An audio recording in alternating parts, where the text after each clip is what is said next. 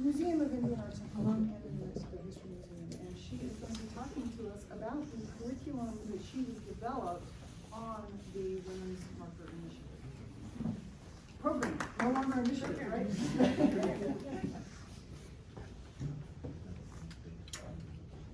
Okay, we're trying to get rid of the device. It doesn't want to go.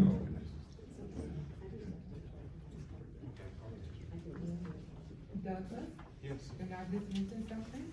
That the book is available on Amazon. It is. Oh, you can order. Okay. Good to know. Oh, you have your own.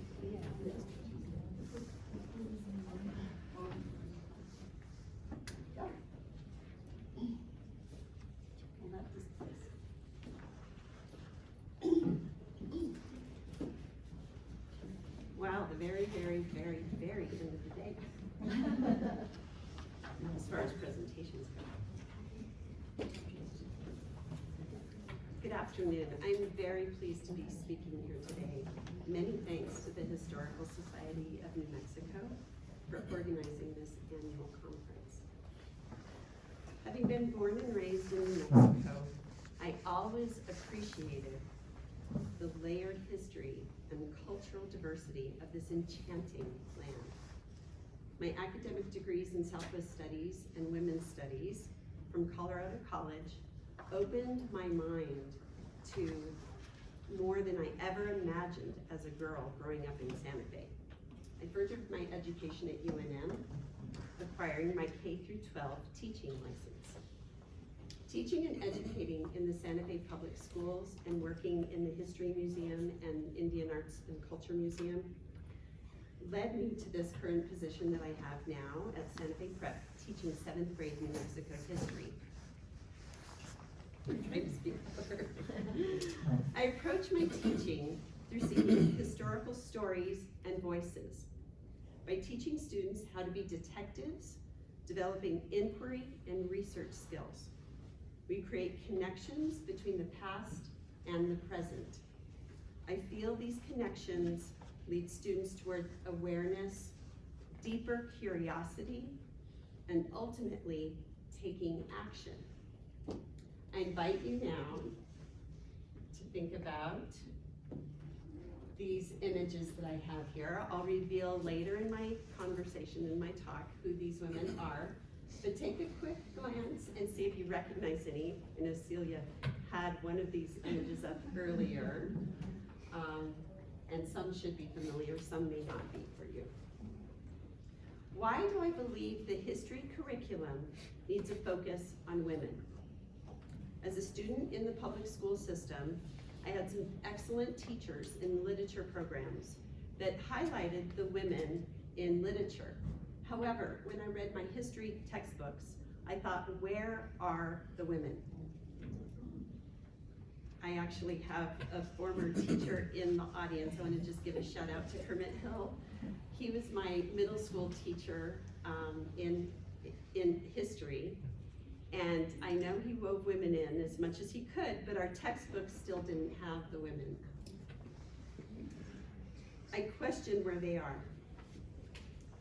I just want to quote something. According to a recent memo from the National Women's History Museum, women have long been left out of our national discourse, education, and retelling of our nation's history.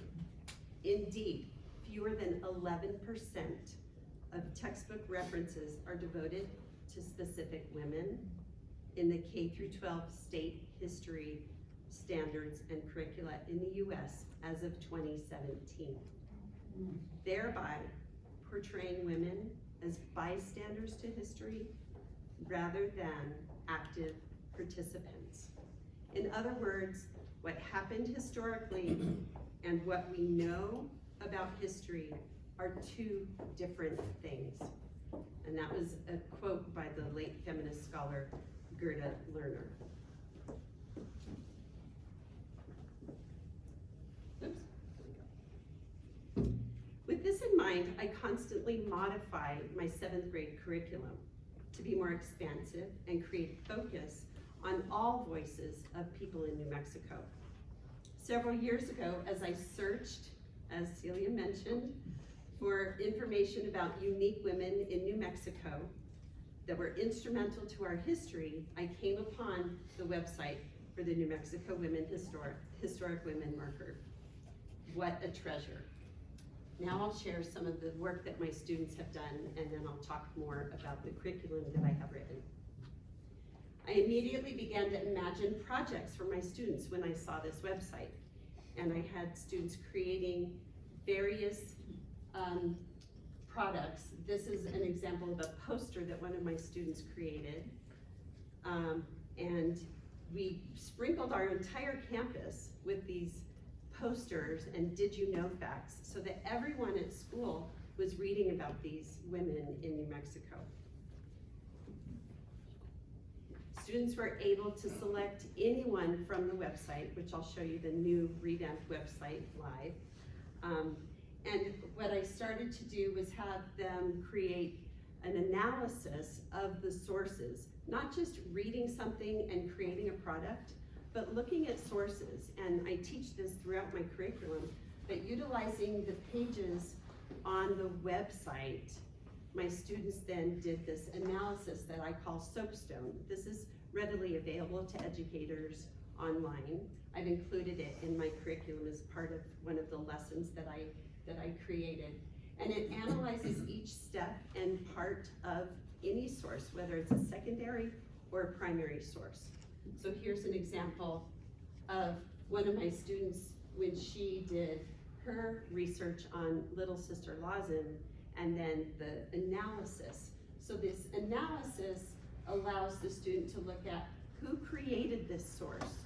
And many of these are women and other scholars that have created these profiles that we have on our website. When the person lived and what that time period is significant. The audience, who is this directed towards specifically? The purpose, and then of course the subject. Now I just have a couple of examples of some of the various women that are featured. Some have already been shown earlier in previous, with Celia's presentation. I'm not going to speak about the women, just show some examples. Oops, not sure why it's doing that.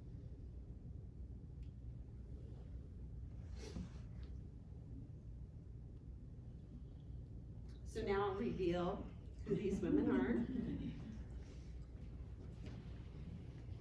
And these are some of the women that my students in the honors course that I taught last year did research on, and I'll talk more now about that upper level course that I taught and the curriculum that is connected to that.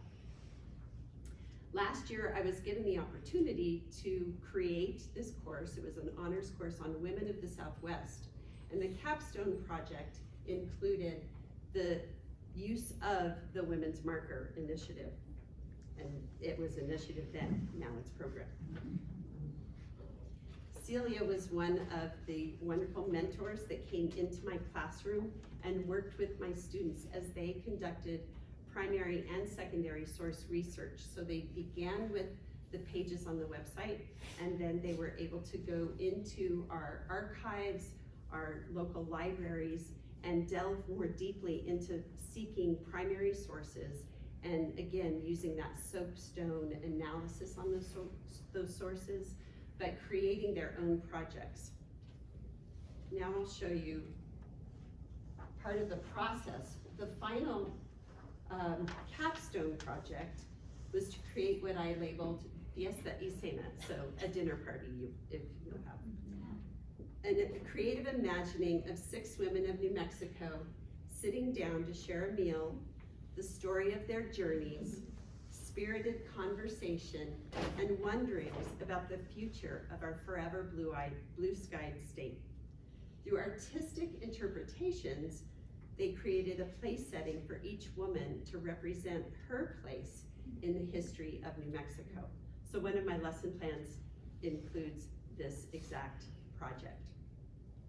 This image of the Fiesta y Cena table setting here is from the event that we held to celebrate the accomplishments of my students. Each student stood up and spoke eloquently before the group that gathered and shared their research process and content on each woman. The place settings enabled students to have freedom of expression in a unique modality to exhibit their learning and appreciation of the woman's life experiences. An installment such as this is accessible to multiple audiences, so varied age groupings as well. And these visual representations are a great way to tell the story of the woman alongside the written documents. The plates are currently on display in the library at Sanitake Prep where I teach, so it's kind of a permanent display actually. Nothing else is going in there, as far as I know, and anybody else at school right now. We're really, really pleased that the students have their work. These are all now students that are in college. So they were seniors last year, so they're off to multiple different college. As a collaboration with the community, they had weekly field trips in this class. So again, reaching out into the archives, the libraries, the museums, using museum documents as well to further their research.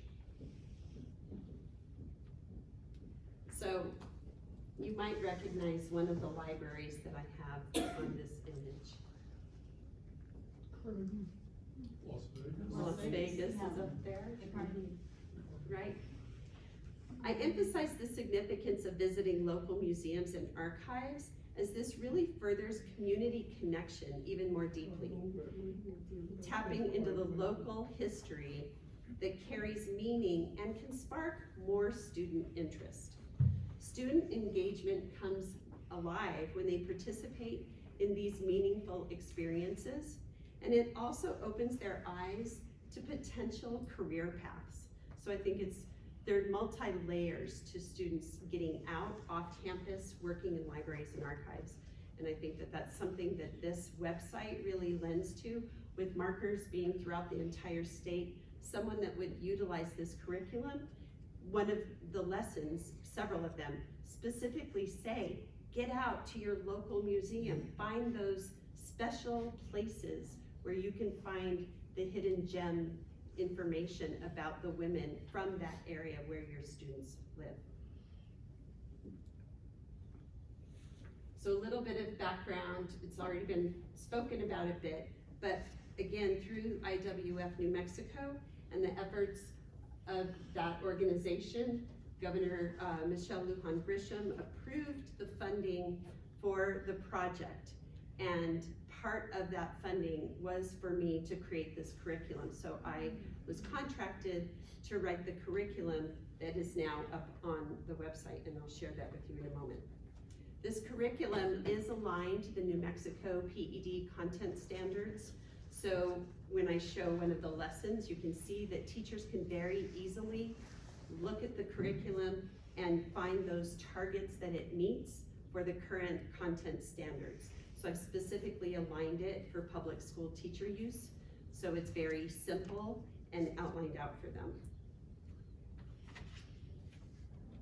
So now I get to take you to the website. And we'll go a little bit more deeply into this. So I believe that the slide that Celia shared didn't have the curriculum button on it quite yet. That happened in March. And that's because we've recently added our curriculum. And I'll just scroll a little bit on the home page so you can see how the website works. As you scroll, you can see the different women and see a bit about them, and then access the page about the woman. It's very lovely the way that this has been developed. It takes a little while to load, depending on where you are and what your internet connection is. And the profile for each woman is here. With the sources. And PDF printable. So all of this is set up in a very easy way for teachers to print for students to print anything that they would access on the website. Now I'll take you to the curriculum page and see, oh, good. I had a moment there. So the women on the curriculum page are 3 educators from New Mexico. When people, I could have shown this on the previous page, you can access by categories or areas or time periods in New Mexico, or simply put in somebody's name when you know that they're featured on the marker. I've written a welcome for educators. This is an introduction to the full curriculum, and it's a more of a general overview of why the history of women in New Mexico is so essential. And then going back, lost the mouse. So here I have, on the website, we have our K through 2 grouping that has not been up on, that's not on the website yet, our 3rd through 5th grade, our 6th through 8th grade, and I'll show one feature lesson in the 6th through 8th grade. So you can see these are the 3 lessons for 6th through 8th grade. This one, the analyzing your source, is the one that reflects that soapstone that I showed you. And the lesson plans have the overview, the key concepts, the objectives of the lesson, the length of time that it should take roughly, the materials with a link back to the website if a teacher were to print it or access it differently. And then here I can show you, I have the PDF for the analysis template. So again, teachers can print this. They can also provide the PDF to their students so they could work on this electronically, which is what my students just did last week in my classroom. And then I'll go back to the curriculum.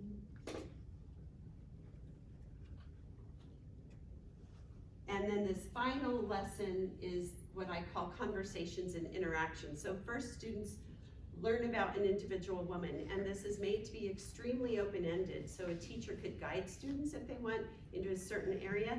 But what I like to do is just have my students browse the entire website and read about as many women as they want, or think, I want to learn about an artist, and select someone in that category. My son actually is in my 7th grade classroom this year. I'm teaching him, and ironically, last week, he selected Anita Scott Coleman as the woman that he wanted to research, unknowing that I would be doing this and that I would be right up here next to her grandson. The 9th through 12th curriculum goes a little more deeply, obviously, and has extended lessons, and the dinner party, who's coming to dinner, is outlined out in that lesson. And then this last lesson is something that I've developed, and I imagine many of you were here for the opening speaker that we had with the ladies, the auxiliary. And this lesson is one that I created. So the first 3 lessons are meant to be taught in sequence. So it's really a unit. And the reason that I've created the lessons in that way, I want people to use this website and learn about women in depth, not just a one-off lesson. So these have been created in a way that it's a unit of study. It could be taught as a unit, but additionally, a teacher can look through this website, and because we have the women representing different time periods, throughout a time period, you could target those women and pull them into the general curriculum as well. So it's created in a way that can be implemented throughout the school year, but also as one study unit. And I hope that people will utilize it both ways, not just one or the other, but both ways. So this lesson actually looks at this idea of a collective, and how groups of women, whether they are identified as individuals or simply a group, can make such impact in history. And one of the examples that I encourage teachers to look at in this is Glenna Goodacre's sculpture for the women of the Vietnam War. And that is a sculpture that represents women, but not specific women in that representation. So I use that, and I have the link to some of that information. So I'm connecting and showing teachers how to use the women's markers as even a jumping board. So you have researched and learned about the women in New Mexico, and you can extend that even beyond. Hopefully other states might start doing this. Uh-oh. It just timed out on me. So that is how this is laid out. And then I'd like to show you, this is the contact us page, so educators, anyone could sign up. And here's something I'm very pleased. We have the student project gallery, and I think it's a lovely representation of the work that my students did in the honors course. So you can see each place setting. You can see Celia and I masked when she was in my classroom last year, some of my students speaking at the event. And this is something that our hope is that we will have teachers creating similar types of projects, and then we'll be able to upload and have additional examples. So this isn't just stagnant with what my students have done, but we'll have this expanding. And then the other very lovely thing is the 6 students that I taught, their research papers are also on the website. So we can add student research, so that research that's gone into some of the other sources is compatible and can be used alongside the profile of the woman on the website itself. So you can see, let's do someone that we haven't talked about. Cleopas Martinez Anamijo, and this is the paper that my student created. I think I'm finished with the cooking part.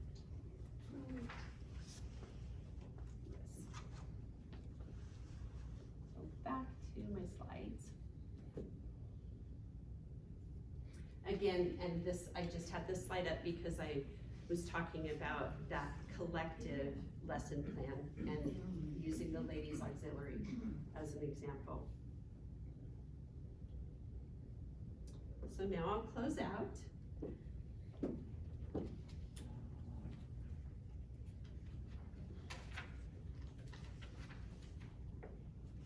Throughout this curriculum, students examine the significance of women in New Mexico, specifically focusing on their roles as centering agents in communities throughout history, demonstrating their spirit of independence and influential forms of civic practice and activism. Each woman or group of women, whether well-known or previously silent in the public eye, illuminates her story of New Mexico. Multiple visions and perspectives spring from the intersectionality of their voices. Through implementing various approaches toward gaining knowledge about the women in New Mexico, many unheard stories will come to light as inspiration for the future. There exists a rich tradition of history regarding the roles of women in the American Southwest. The voices and stories of women as creators of culture, whether by hearth and home or through departure from the confines of societal expectations, are presented in this She Who Shaped New Mexico curriculum. I invite you now to join the journey in celebrating New Mexico's trailblazing women in order to educate, inspire, and empower those that follow. Thank you.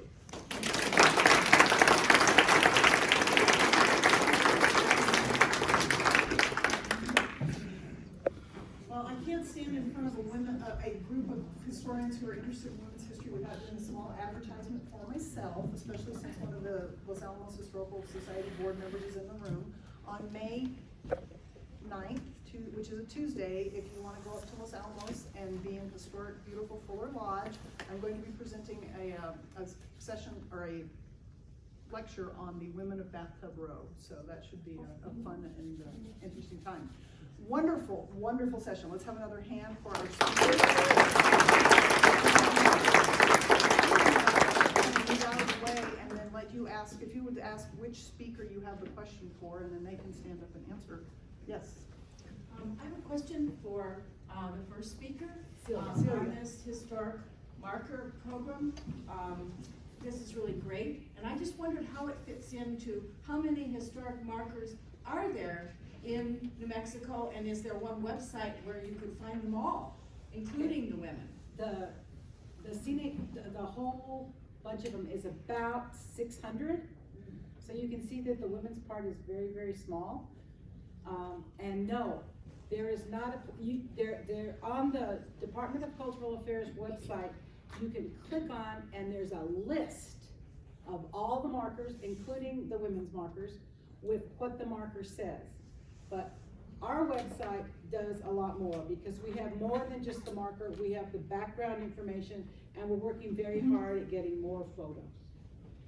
But there is a place where you can get the list. Yeah, just curious, I loved all the stories about all the different historic women. Have any of their stories been made into movies? Well, Salt of the Earth. Harvey Girls. Harvey Girls. But I mean, real solid historic stories about their drama. Well, there's Salt of the Earth, I've not seen but them. other than, I'm not aware of any other movies. But yes, this would be fertile material. Well, the Coleman story, that's a movie. I know, exactly. Uh-huh.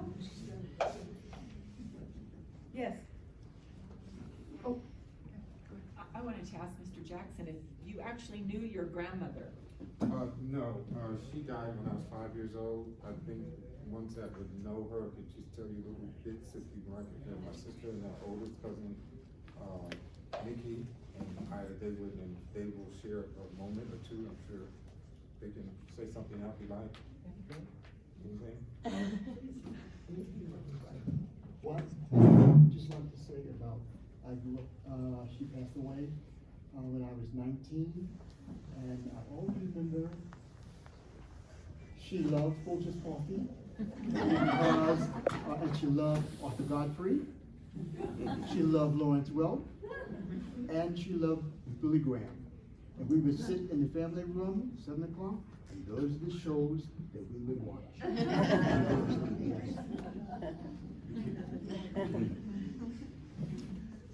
Ida, did you have anything you wanted to share? No, because as a child, when we would go over there, the children would be put outside to play.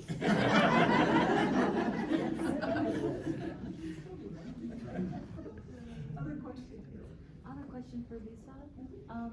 Have any of your students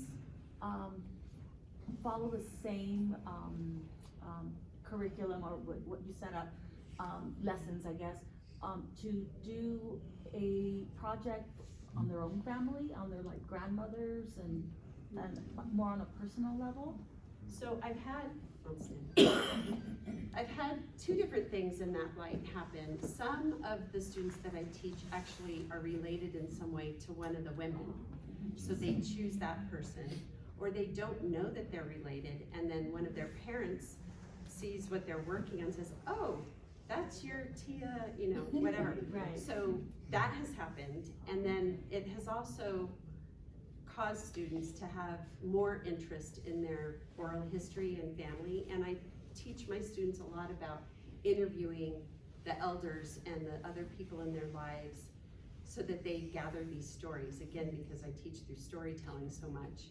So yes, it has led them. And what happens, because I teach them the first year that they arrive at Santa Fe Prep in 7th grade, then this builds through our history department. And that I still have seniors that say, I remember when we did that in 7th grade, and I started this other project on my grandmother, or so it carries beyond just the year that I teach them into the years beyond that. That's wonderful, great. Oh, I just have loved every moment of this. Thank all three of you so much. Lisa, I'm just wondering, I hope I you didn't speak of this, and my mind was having a late in the day lapse. But Judy Chicago of the dinner party Yes. near Albuquerque. Yes. Is she someone you're gonna get to come and participate in any of this? So. Thinking about what I'm going to say. She may be impossible, I don't know. So she's a busy person, and we considered having her attend when we had the dinner party unveiling of Fiesta y Cena, and decided that we wanted to focus on the students and their work, and to really have that event celebrate the kids and their accomplishments. So we didn't invite her to that. However, who knows? Maybe down the line there'll be some time that she'll be around and part of something. Yes. She's not originally from New Mexico, but she lives in Berlin. Yeah. Judy Chicago of the dinner party. Other questions? 7. All right, well, thank you all for attending, and we'll look forward to seeing you at Senator Bingham's presentation tonight. Oh, I just want to say, I think I gave everyone a card in this room. If you did not get one, I'll give one too. It has our website on there, and that obviously has the curriculum. And it also has all the publications that have been put out about us. So, and obviously, the wonderful stories of these women. So, Thank you. thank you all.